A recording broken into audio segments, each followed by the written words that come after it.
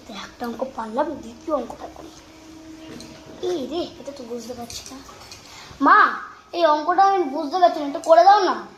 একটু শান্তি মনে বসতে এলাম আর অমনি কি অঙ্ক, ওই দে দেখি। একটা বাঁধাকপির দাম যদি 30 টাকা, তাহলে 37 পিস বাঁধাকপির দাম কত হবে? এত সোজা অঙ্কটা বুঝতে পারছিস না? সাদে বলি তোকে মাথা মোটা, ওই দিয়ে দেখি। একটা বাঁধাকপি দাম যদি হয় 30 টাকা, তাহলে 37 পিস বাঁধাকপির দাম হবে,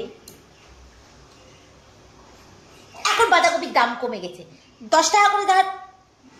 তাহলে 37 পিস বাঁধাকপির, শীতকালে এখন এত দাম হয় নাকি বাঁধাকপি? 10 টাকা করে ধরি, 10 টাকা করে হলে 37 পিস বাঁধাকপির দাম হবে। এত বাঁধাকপি নিয়ে কি করবি? বাবার বিয়ে, মায়ের বিয়ে দিবি? সব বলছে। তুই 10টা বাঁধাকপি ধর, 10টা বাঁধাকপির দাম যদি 10 টাকা করে হয়, তাহলে হবে 100 টাকা। উত্তর হবে 100। কি মাথা মোটা,